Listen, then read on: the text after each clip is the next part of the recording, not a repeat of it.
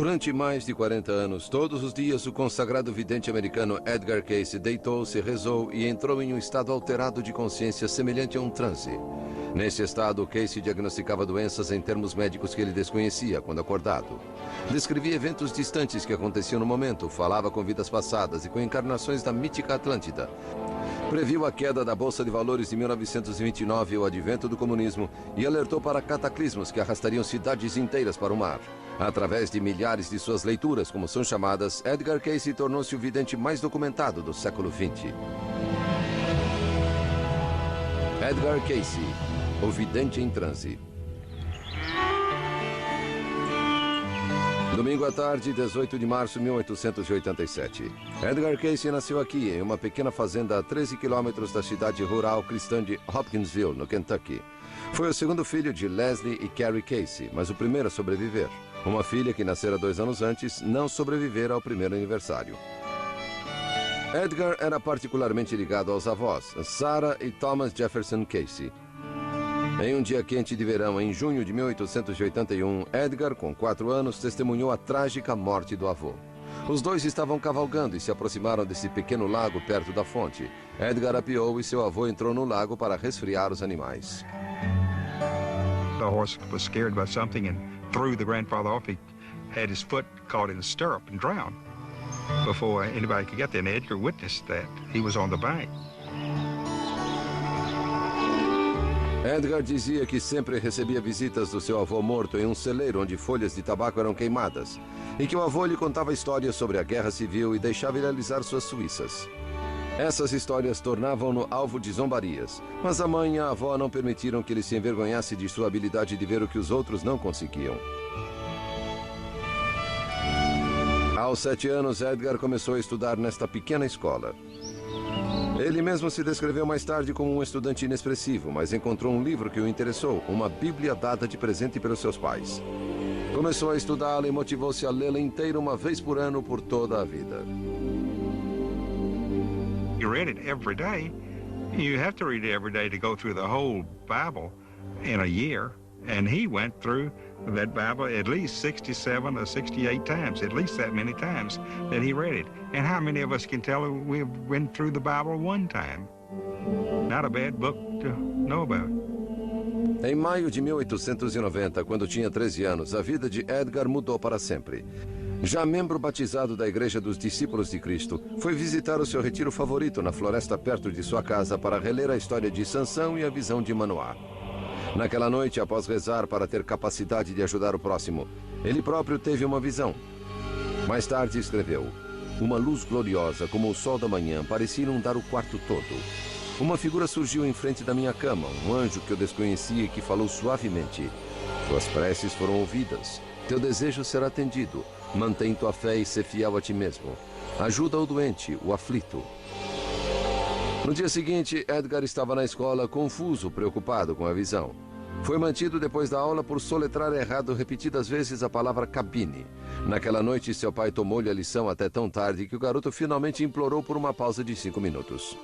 He just felt that if he could just sleep on that book a few minutes, he would know it better. So his father, my grandfather, said, all right, you try it, and I'll be back in 5 minutes. And about 5 minutes later, he came back, and Dad knew every word in the book, which page it was on. And from then on, he just began sleeping on his books, and he became a rather bright student from an average student. Como Edgar aprendia dessa maneira era um mistério. No mínimo, desenvolver algum tipo de memória fotográfica. E usou essa capacidade para conseguir um emprego em uma livraria, onde memorizava os catálogos de vendas de ponta a ponta. Em 1892, a emoção tomou conta da cidade. Adlai E. Stevenson, que morara ali, e Grover Cleveland formaram uma chapa para concorrer à presidência. Um dia antes da celebração da vitória em Hopkinsville, Edgar machucou-se no pátio da escola. Uma bola de beisebol atingiu-lhe a coluna. Mais tarde, nesse mesmo dia, comportou-se de modo selvagem na classe, gritando e gargalhando. Na volta para casa, parava no meio da rua, interrompendo o trânsito. À noite, assombrou seus pais, dando instruções detalhadas de como preparar uma compressa de ervas para ser aplicada em seu ferimento na coluna enquanto dormia. Pela manhã, não se lembrava nem de seu acidente, nem de seu estranho comportamento. Mas os vizinhos começaram a falar, inclusive o médico local, pai de uma jovem por quem Edgar se apaixonara. he led Edgar to believe that he was in danger of going insane, which seems to me the ultimate in cruelty for a doctor to say that to a boy. Algumas pessoas acreditam que os poderes de evidência de Edgar foram desencadeados por esses incidentes da adolescência. Mas antes de morrer, a avó de Edgar contou que seu marido também tinha poderes. Podia mover mesas e cadeiras com a mente.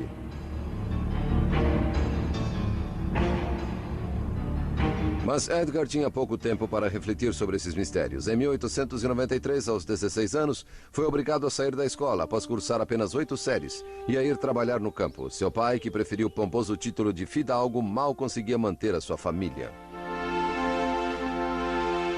My father remembered the squire, and he said that he would always have a clean bib, clean shirt on and tie, and well shaven, and he would just look like he was worth $1 million, but he wasn't. A família Casey abandonou a fazenda e foi tentar a sorte na cidade. Mudaram-se para esta casa em Hopkinsville. E em 1895, com 18 anos, Edgar apaixonou-se pela moça mais bonita da cidade. Seu nome era Gertrude Evans.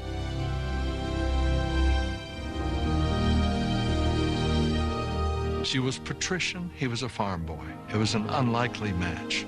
They were both people of faith, and they connected there. She saw in him idealism, beautiful idealism. She saw in him integrity. He was not phony.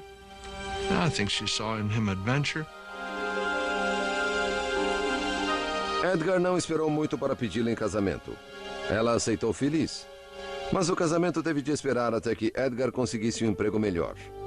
Em 1900, Edgar e o pai começaram a trabalhar como agentes ambulantes de seguro. Mas o trabalho parecia fadado ao fracasso.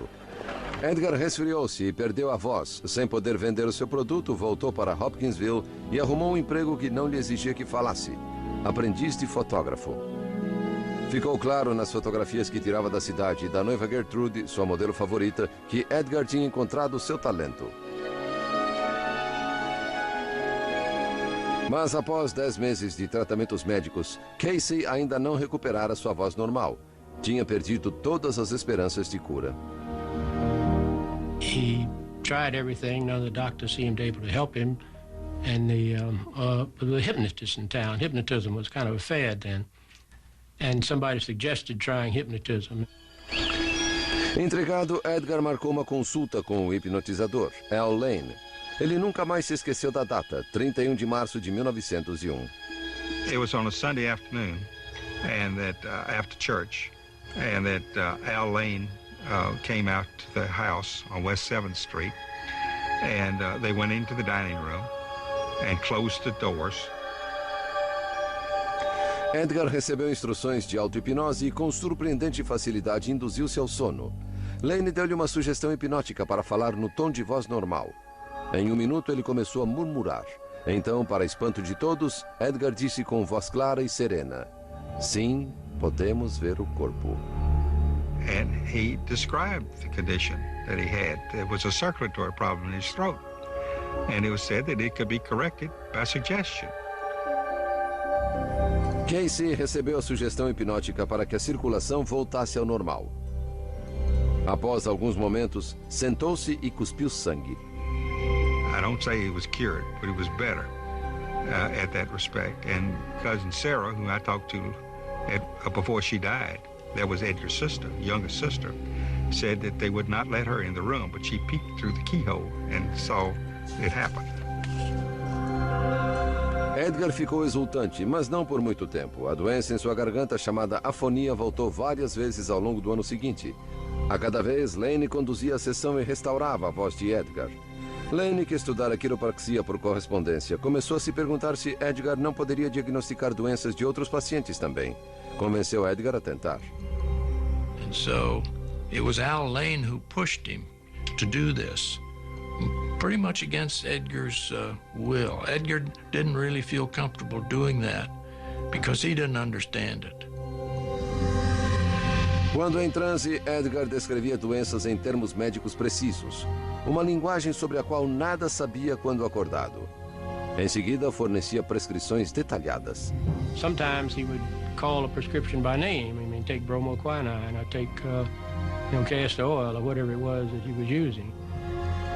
Mas esses estranhos poderes e suas implicações o aterrorizavam. Ele nunca estudara medicina, não era médico, e se perguntava que direito tinha de agir como se fosse. Cada vez mais, ele queria parar. Who wouldn't say, I don't want this junk. It's too weird, it's too heavy. I don't want to see all this stuff or feel this kind of stuff or feel responsible for it. Quando uma vaga foi aberta em uma livraria de Bowling Green, a 48 quilômetros de casa, Edgar agarrou a chance. Lá juntou-se à igreja da região e passou a dar aulas na escola dominical, o que fizera desde a adolescência. Aos 22 anos, só tinha saudade de uma pessoa de Hopkinsville, sua futura noiva.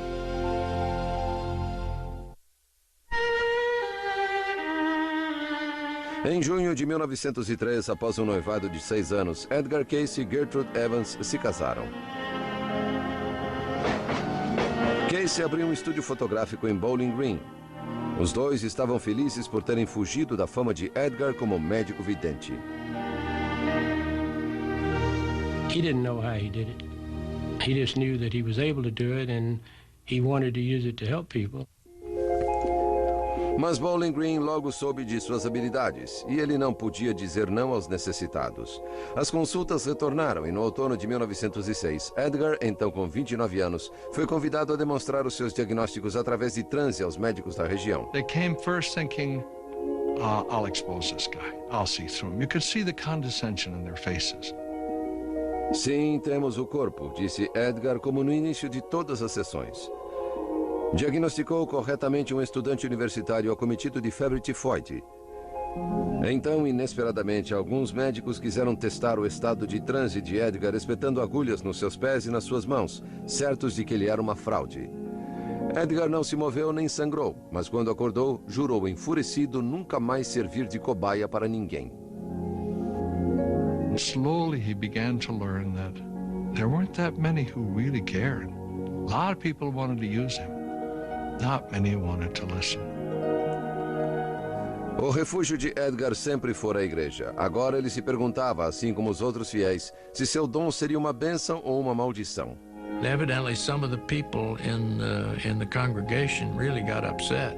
That thought that this character was teaching Sunday school to their children on Sunday morning. Edgar foi acusado do pior crime na igreja, heresia. Embora tenha sido posteriormente declarado inocente, foi uma experiência dolorosa. Para reagir, passou a trabalhar como nunca. Montou um segundo estúdio e pegou em consignação obras de arte no valor de $40 mil de Nova York. Os negócios iam tão bem que Edgar e Gertrude pensaram em construir uma casa com os lucros. Mas veio a tragédia. 2 dias antes do Natal de 1906, um incêndio destruiu o estúdio. As obras de arte de Nova York não vendidas afundaram Edgar em uma dívida de $8 mil. Inacreditavelmente, um outro incêndio destruiu o segundo estúdio no ano seguinte. Edgar estava precisando de um pouco de sorte e ela veio sob a forma de um bebezinho de 4,5 kg.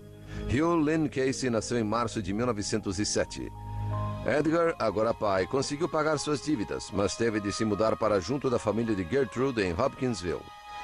Lá, seu pai apresentou ao Dr. Wesley Ketchum, médico homeopata. Ketchum was pretty much a promoter, and he wrote a paper that was read at a big clinical medical society in Boston. The New York Times covered this and gave Edgar a full-page treatment, which is hard to imagine these days. O artigo do Times que descrevia Cayce como analfabeto foi muito lido. Logo, mais de 10 mil cartas solicitando consultas foram enviadas para Edgar por doentes crônicos e por aqueles que tinham perdido as esperanças nos médicos convencionais. Muitos mandavam dinheiro, embora Cayce nunca tivesse cobrado pelas consultas antes. Edgar knew that he didn't do it. It came through him. And it was a gift that could come through him. I think that's the reason his ability was so good, because he didn't have concern of making money on it.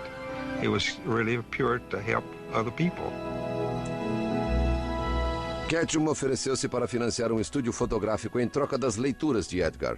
Era o momento de descobrir como ele usaria aquele poder. Após uma noite de insônia, Edgar concordou, mas apresentou condições. Seu pai conduziria as consultas e um estenógrafo registraria tudo. E o dinheiro, quase $2.000, seria devolvido até que o serviço fosse prestado. O destino de Edgar estava traçado. I noticed on one occasion, he said, some people ask me whether I'm a spiritualist or whether I'm a medium. And he said, I guess the term for me is a psychic, but I really think of myself as a man of God. Casey estabeleceu uma rotina de 2 consultas por dia, com duração aproximada de 45 minutos cada. It wasn't anything weird, as a lot of people would think. Dad would simply lie down on a couch or bed. He had a couch in his office. If he had a tie on, he would loosen his tie, then just cross his hands over his stomach and just lay back and relax. Quando as pálpebras de Edgar começavam a tremer, o pai de Edgar e mais tarde Gertrude sabia que Edgar estava em transe. Então era-lhe fornecida a sugestão, o nome da pessoa e onde estaria no momento da leitura. Now, the person could be in the room, or he could be in another state or another city. It didn't matter. I remember one time he had a reading on a man who was supposed to be in an apartment in New York.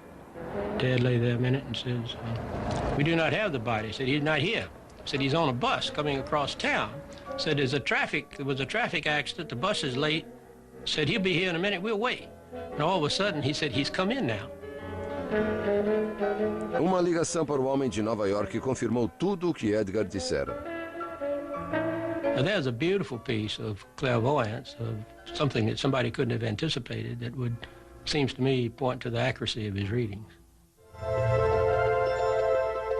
Em seu estado de transe, Casey demonstrava um notável conhecimento de anatomia, como se estivesse examinando o corpo do paciente.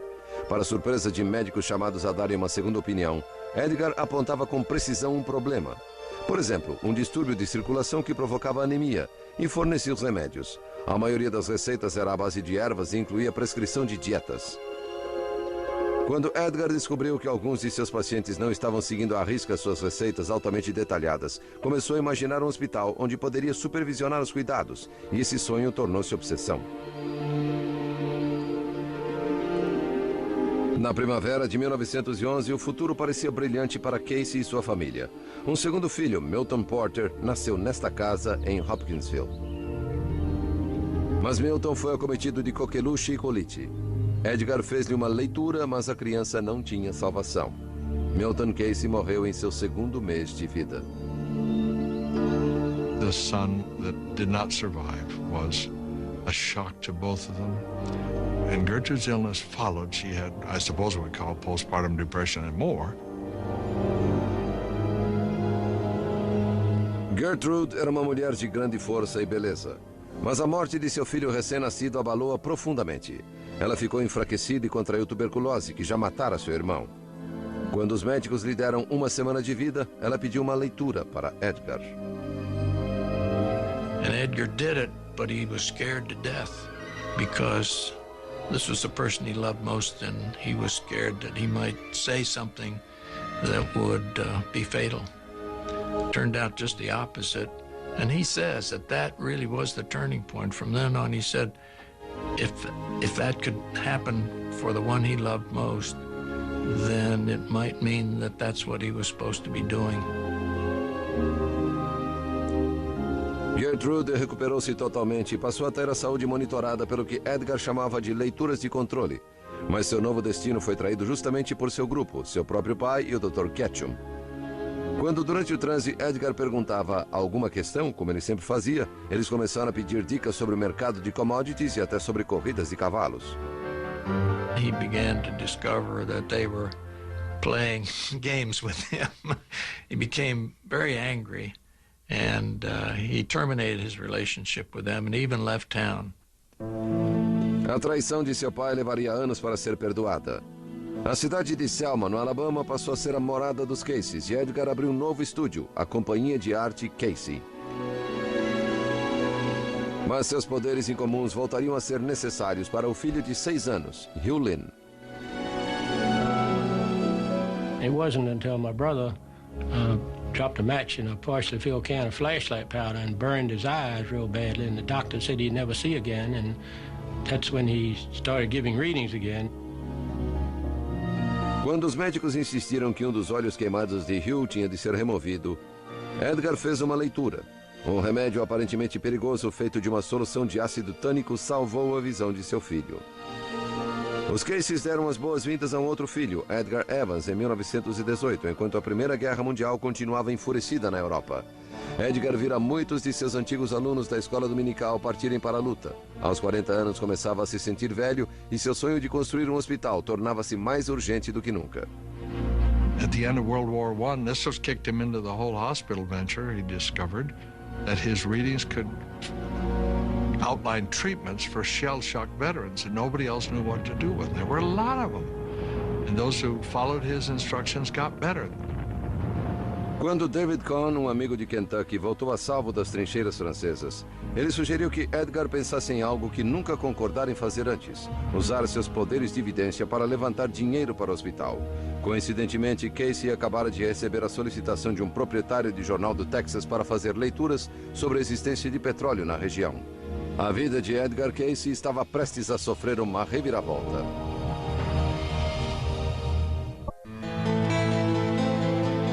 Em 1920, Edgar Casey e seu amigo David Cohn vislumbraram a oportunidade de ganhar milhões com a pesquisa de petróleo. Com esse lucro, poderiam dar atendimento aos doentes no sonhado hospital de Edgar, mas aqueles seriam os anos mais difíceis da vida de Casey. Well, you know, I often think of his 3 years in Texas as his wilderness experience. I think he was wandering around in the wilderness. A companhia petrolífera de Casey foi fundada em San Saba, e a perfuração começou em áreas com sedimentos de petróleo que Edgar recomendara em suas predições. Mas o petróleo não jorrou. Os meses transformaram-se em anos e a situação ficou tão desesperadora que os sócios de Edgar passaram a andar armados quando alguns poços foram sabotados. Casey chegou à conclusão de que seus poderes tinham se tornado duvidosos, tinham falhado e transformado a nobre missão de financiar o hospital em uma derrota colossal.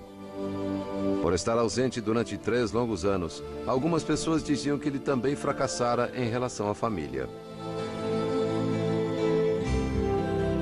Certainly to put my grandfather on a pedestal as someone without human frailties or someone that had all-knowing abilities and never make mistakes with his readings, that was not the Edgar Casey that I have come to understand. Casey recusou-se a voltar de mãos vazias. Viajou pelo país inteiro em busca de dinheiro, até que conseguiu levantar um empréstimo de $60 mil para a construção do hospital em Birmingham, no Alabama.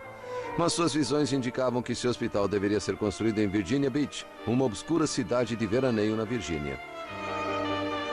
Well, he said that the ocean had a good effect some way on his psychic abilities, or in any psychic, that it was a good place for him to be.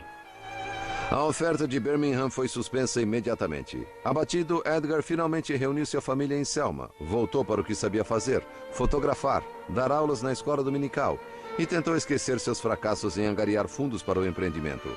Mas aquela pacífica rotina foi abruptamente interrompida. Em 1923, após conhecer um homem de negócios de Ohio, um potencial investidor do hospital, Edgar deixou a família mais uma vez e mudou-se para Dayton, em Ohio. Foi um risco também para uma jovem de 18 anos, nascida em Selma, que sentia que seu destino estava ligado aos Caseys. Gladys Davis era a nova estenógrafa de Edgar. Gladys was kind of like one of the family, and she had a phenomenal memory. She could, like a computer, she could tell you who had a reading on what date and what it was about. Em Dayton, Casey passou por uma mudança radical. Durante as leituras para o possível investidor, foram-lhe perguntadas profundas questões metafísicas sobre a natureza da alma humana. Casey, em transe, começou a falar sobre as vidas passadas de seu cliente. Well, this really blew Edgar over, you know, because this ran counter not only to what he believed, he said, as a Christian, but what he taught as a Sunday school teacher. Edgar conhecia muito bem os evangelhos e se perguntava por que a Bíblia nunca fizera referência à reencarnação, se de fato era verdadeira.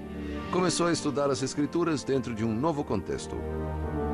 And he said it soon became evident to him that there were places in the Bible which, if you read them and read them carefully, you could see that they supported the idea of reincarnation.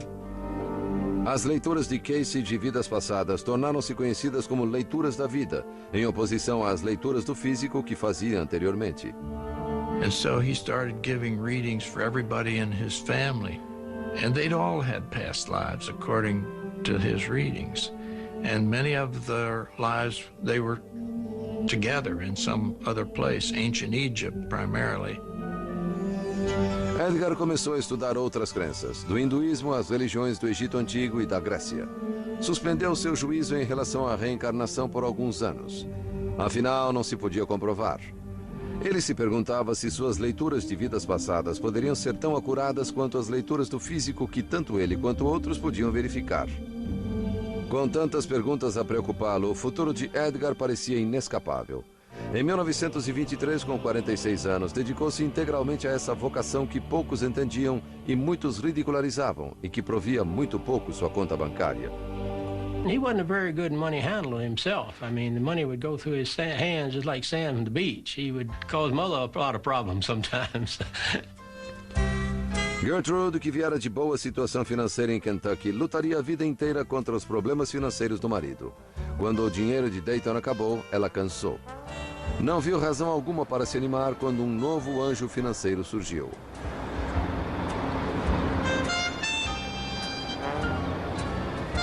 Morton Blumenthal e seu irmão Edward administravam uma corretora de muito sucesso em Wall Street. Após ser apresentado por David Cohn, Morton tornou-se o patrocinador de Casey instantaneamente. Propôs financiar o hospital de Virginia Beach e comprar uma casa perto da praia para os Caseys. Parecia muito bom para ser verdade. It seemed like a little fishing village when we first came to the beach. It didn't look like, what Dad said it was going to be, a thriving community. Edgar e sua família foram morar na Rua 35. No verão seguinte, a construção do hospital de Casey foi iniciada. E a tranquila cidade começou a fazer comentários sobre o curioso empreendimento. Em parceria com os Blumenthals, Edgar formou uma corporação, a Associação dos Pesquisadores Nacionais. Ciência, educação, saúde e despertar espiritual eram os objetivos estabelecidos.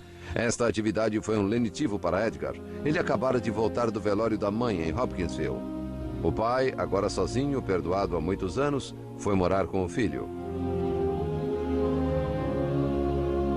Em novembro de 1928, o sonho de Edgar tornou-se realidade. O Hospital Casey, a única instituição do gênero no mundo inteiro onde doenças físicas seriam diagnosticadas através de revelações paranormais, foi consagrado.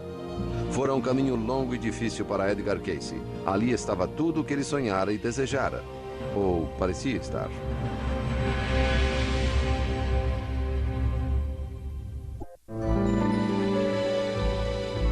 No início de 1929, após anos de trabalho duro, Edgar Casey viu seu hospital receber o primeiro paciente.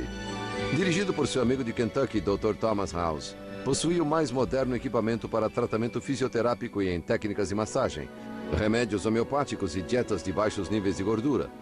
As leituras de Casey sugeriam tratamentos com baixas correntes de eletricidade aplicadas ao corpo, algo familiar para os quiropráticos atuais. Dad said one day they would be able to take a drop of blood and diagnose the condition of the human body. At the time he said it was ridiculous, but now it's a normal procedure. Edgar notou com orgulho que a construção e o terreno, complementados com jardins e uma quadra de tênis, parecia mais uma mansão do que um hospital. Casey sobrevivera a todos os céticos que o acusaram de ser uma fraude, um charlatão e um herege. Ali estava seu triunfo. A vida em Virginia Beach era boa e, durante o verão, mágica.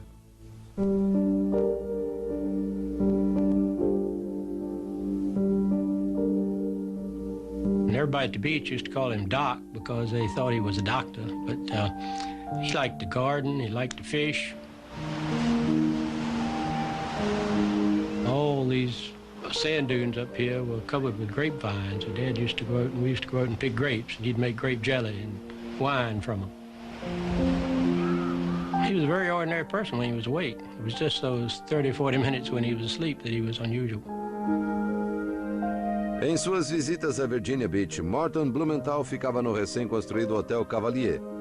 Ele orçara em $3 mil por mês a manutenção do hospital, após o investimento inicial de mais de $100 mil. Com a condição de que fosse informado com antecedência, Edgar acabou aceitando ser perguntado sobre questões financeiras durante suas leituras. No dia 6 de abril de 1929, Blumenthal pediu conselhos sobre o mercado de ações. Casey alertou: certamente haverá um colapso, haverá pânico nos centros financeiros.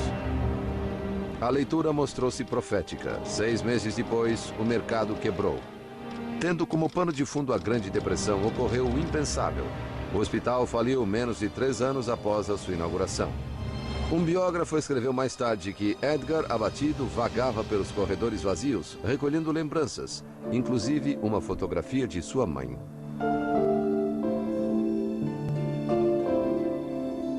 It was a real blow. It was, we had moved to the beach, the hospital had been built, it was operating, people were getting well, then all of a sudden it was down to where he started from. Se Edgar tinha uma fraqueza, era sua incapacidade de dizer não. Como administrador do hospital, aprovara despesas extravagantes, tratamentos e refeições gratuitos para a equipe e amigos. Queria agradar a todos. Arranjava tempo para quem pedisse, mas essa fraqueza fazia parte de seu dom. His home, his privacy was invaded constantly. People would knock on his door at all hours of the day and night. And they had to be gracious to all of the visitors, and they were. He could mark people with the genius of their lives if they let him. Wide awake. Talk with them, get hold of them. They go away marked for good. A versão popular da história dizia que os infortúnios em Wall Street tinham arruinado os Blumenthals. As evidências sugerem que eles escaparam sem prejuízo algum. Acredita-se que o fechamento do hospital ocorreu devido a uma briga pelo poder entre Morton e Edward Blumenthal de um lado e David Cohn, que fora o primeiro a ter acesso aos poderes singulares de Edgar. Quando Cohn venceu a briga, os Blumenthal se retiraram. Mais tarde, Edgar escreveu com a habitual benevolência: "Não culpo a ninguém, senão a mim mesmo por esse fracasso." The readings were kind of few and far between, and after that, it was tough times. David Cohn fez fortuna no ramo de imóveis, graças em parte às leituras de Edgar. Os Blumenthals e Casey nunca mais se falaram. Edgar saiu do hospital completamente arruinado. No mesmo ano, 1931, Casey se recompôs.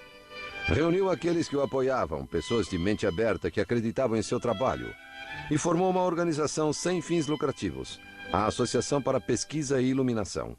Seriam feitas consultas gratuitas para aqueles que não podiam pagar, e Edgar receberia um salário anual. Em uma de suas viagens para levantar fundos em Nova York, Edgar fez uma leitura para uma mulher que dizia estar em situação desesperadora. Ela e sua acompanhante eram policiais. Edgar, Gertrude e Gladys Davis foram presos por charlatanismo. 31 anos atrás, em Hopkinsville, Edgar temia que seus poderes o levassem ao caminho errado, como de fato tinham levado. Ele agora estava sendo preso para a felicidade dos tabloides. They took a picture of Dad and took a picture of all 3 of them, and they cut Mother out of the picture and said, "Psychic arrested in motel with blonde secretary." Really great headline. O caso de Nova York não foi mantido. A polícia assinou a soltura antes que ela fosse solicitada. As acusações foram retiradas. Mas em 1935, em Detroit, Edgar foi considerado culpado por exercer medicina sem licença. Embora tenha conseguido liberdade condicional sem nenhuma sentença ou imposição de fiança, ficou mortificado. Logo após voltar de Detroit, teve uma visão de sua futura reencarnação no Nebraska em 2100. Na visão, ele descobriu que seus trabalhos como Edgar Casey ainda seriam lembrados. It came to him at a time when he was feeling very distraught. He was wondering whether his work was really of value, whether it would continue. And so this dream really served as a source of encouragement for him. As leituras de Casey, que tornavam-se mais detalhadas e abrangentes, eram também encorajadoras. Ele começou a descrever o melhor possível a jornada que sua mente fazia quando em transe. He would describe moving up through a beam of light, passing images and sounds, and his consciousness moving to other dimensions that are related to vast sources of information. Casey chamava essa fonte de informação de arquivo Akashic, onde cada evento, pensamento e som, desde o começo dos tempos, estava registrado. Ele acreditava que poderia acessar esse arquivo, bem como seu subconsciente, telepaticamente, para responder a qualquer pergunta. Uma ideia embaralhava-lhe a mente. O antes e o depois são agora. That this man would lie down on a couch and essentially go to sleep and come up with this information, it's just too big a jump for lots of scientists and trained medical professionals today. As leituras de suas próprias vidas indicavam 17 reencarnações, como um alto sacerdote no Egito, um chefe nômade na Pérsia e também na mítica Atlântida, que ele mencionou por volta de 700 vezes. Ele descreve uma sociedade muito avançada que desmoronou depois de 40 mil anos e cujos sobreviventes foram habitar o Egito. Casey, aos 60 anos, parecia saber que seu tempo era curto. Suas leituras do passado, do presente e do futuro sucediam-se em grande profusão.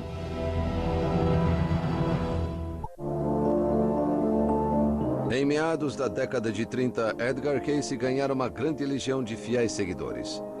Os céticos podiam dizer que ele inventava tudo, mas era difícil questionar as centenas de leituras que tinham tido comprovação. Ele tivera razão quanto à quebra da Bolsa em 1929 e em 1935 previu que os japoneses se juntariam à Alemanha e à Áustria como uma ameaça para o mundo, uma ideia bizarra para a época. Algumas de suas predições eram tão assombrosas que até quem o apoiava tinha dificuldade em compreender. Casey disse que os polos da Terra se deslocariam em 1936, provocando enormes mudanças geológicas. Previu também que enchentes destruiriam cidades nas costas da América do Norte e uma nova terra, remanescente da Atlântida, emergeria perto da Flórida em 1969. The stuff about Atlantis is hard to verify, and it's possible that his mind slipped, that he didn't have a good filter. I don't think this was an area of Edgar Casey's readings that was especially fruitful or especially accurate. Casey não tinha explicação para os limites de sua vidência, porque ele era preciso em uma leitura e não em outras. Embora continuasse a fazer predições aflitivas, nunca se considerou um profeta. I don't think he was a prophet as such. I mean, he did make statements about the future, but he always said the future is not fixed. You know, we can change it. No começo da década de 40, Edgar e Gertrude foram morar em uma casa confortável em Lake Haley, que funcionava como a sede da API, Associação para Pesquisa e Iluminação. Este é o único filme que existe sobre Edgar Casey, em que ele recepciona alegremente os membros da API no encontro de 1943. Milhares de leituras foram transcritas, mas apenas uma gravação sobreviveu. Uma leitura sobre sua própria saúde. Casey, um fumante de toda a vida, foi perguntado sobre um meio eficiente de parar de fumar. Any stimuli to expect is and moderation. Moderation would mean for this body anywhere from 3 to 6 to 8 smokes a day. Above this will be expected. A saúde de Casey sofreria não apenas pelo cigarro, mas por dar muitas consultas. Na maior parte de sua vida adulta, ele fez 2 leituras por dia. Tudo mudou quando uma biografia foi escrita por Thomas Shugrew, um amigo de Hugh Lynn, o filho de Casey. Tinha por título Há um Rio, do Salmo 46, o favorito de Edgar. There is a river, the streams thereof make glad the city of God. Meaning that not river, as we say, but a stream of thought, a stream of consciousness that Edgar tapped. O livro, junto com o artigo da revista Coronet, fez de Casey uma celebridade. Surgiram milhares de pedidos de leituras e algumas propostas divertidas. Men wanted to take him to Washington and Wall Street. Women wanted to take him to bed, bear his child for the good of humanity. It was never easy. June and I were posted to guard his hotel room in New York from the women admirers.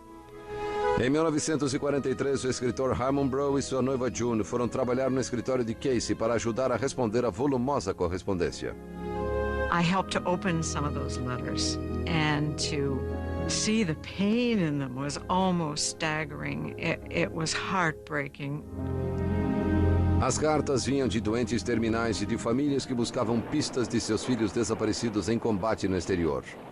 Mais uma vez, Edgar não podia se recusar e começou a fornecer 8 leituras por dia, mais de 1.300 entre junho de 1943 e junho de 1944. E parecia que cada uma delas exigia mais de Casey, então com 66 anos. He felt like he had to help those people. He knew he couldn't do it, and yet he felt like he had to do it, I guess, and it killed him. Em agosto de 1944, Edgar sofreu um colapso por excesso de trabalho. Fez uma última leitura para si mesmo. Ela alertava: descanse até melhorar ou morre. Os Caseys foram para as montanhas de Virgínia para ele se recuperar, mas ele sofreu um derrame. May St. Clair, uma funcionária do escritório de Casey, o visitou e sentiu como outros que seu lugar era perto do mar. He said to me with a tear in his voice, "Why did you come?" And I said, "I came to take you home."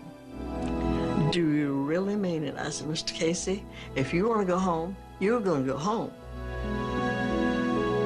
Edgar voltou para casa em Virginia Beach em novembro. Viajou do interior para a praia em uma ambulância providenciada por seu filho Edgar Evans. Mas sua saúde nunca voltou. No dia 3 de janeiro de 1945, Edgar Casey morreu aos 67 anos. Foi levado para o descanso final de volta a Hopkinsville. And her mother died 3 months later, on Easter morning when the sun was coming up. I think she kind of lost her reason for living after he died.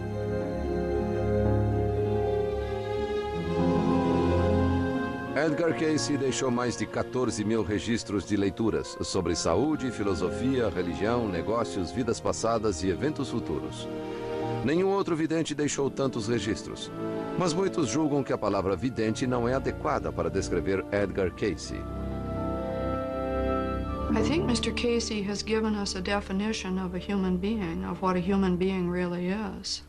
That we truly are one body, mind, and spirit. And that we do create our own reality.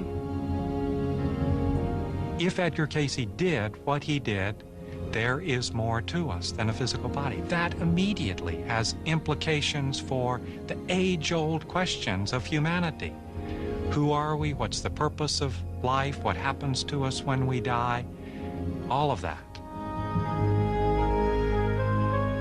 O legado de Casey, a Associação para Pesquisa e Iluminação, continuou a crescer e a atrair visitantes do mundo inteiro.